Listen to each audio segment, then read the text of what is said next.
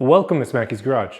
Today, we're going to be replacing the front shocks in our 69 Mustang. We're going to talk about why I'm replacing them after only 1,000 miles. We're going to remove the old ones, or the not so old ones, and then we're going to replace them with a cheaper version of the shock that's in there now. So I've had this KYB shock in the car, the gas adjust, for the past, let's call it 1,000 miles, and it's doing exactly what the shock should do. I'm making the decision to change from this KYB gas adjust to this KYB XLG shock. And one of the main reasons why I'm doing it is because of the roads up here in Massachusetts. With the high pressure shocks, you can really feel the roads up here in Massachusetts, and that's not a good thing. You know, where I typically take my car, it's decently bumpy.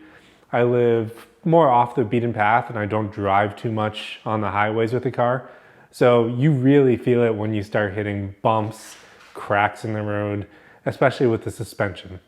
I could see this being a little bit better with a heavier front end, but with the aluminum heads, the aluminum intake and everything, it's reducing the weight on there. This is definitely too stiff for my liking. Now, where this would be good is if you're kind of building more of a car to go around corners faster, you have better roads, you know, it'd work well. It's also more expensive than this XLG version that I purchased here. So I've heard good things about this online.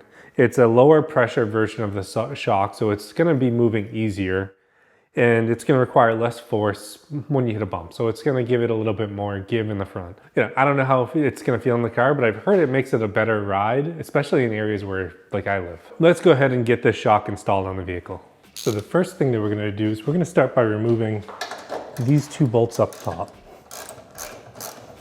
So these two bolts hold the shock in place. When they get removed, all that you'll see is the shock will extend. All right. Now with those out of place, I like to remove this because I haven't been able to get the shock out with this still in place yet. It feels like it should be able to, but I just haven't been able to figure out the puzzle yet.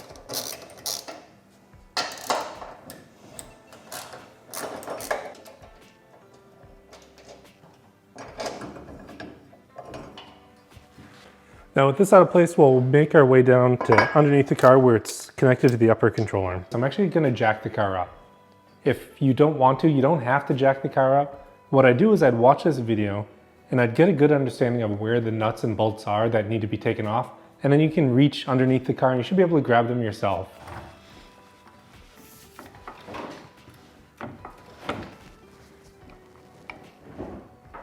I'm going to show you exactly where the shock attaches to the upper control arm. So with this, you can take a 1/2 inch socket and you can easily remove those two nuts now that you have clear access to it. But like I said, it is possible to do without having removed the tire. So there's two nuts that we need to remove. I'm going to remove this one here and then the other one on the other side. They attach to the perch that the spring is on. So we're going to go ahead and take those out now.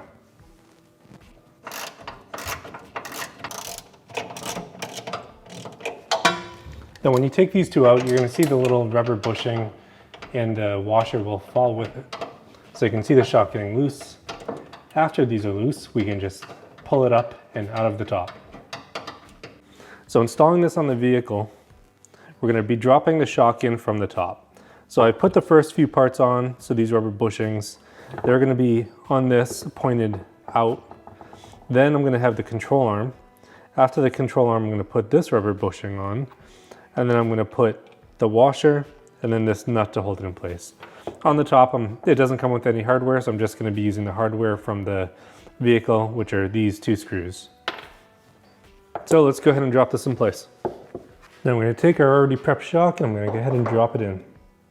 All right, so let's go ahead and put this together the way that we talked about earlier, but I did find some lock washers in it that we're going to use as we put this on. So it's going to go rubber gaskets on, we're going to put the washer, then we're going to put the lock washer, and then we're going to put the nut on.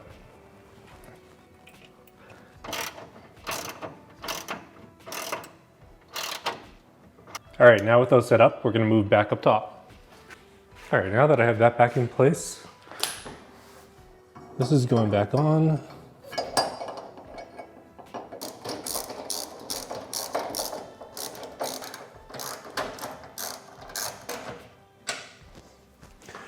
that in place, I'm just going to go ahead and drop these 2 screws in.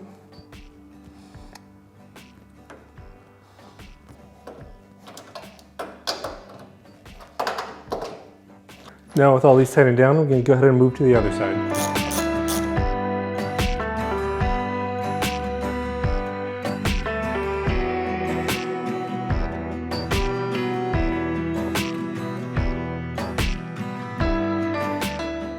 Well, that was it. It was that simple. We're able to get the shocks on this car in the front in about 30 minutes, and it was a quick changeover. Next week, we're going to be changing out the rear, so don't forget to subscribe and like this video. See you then.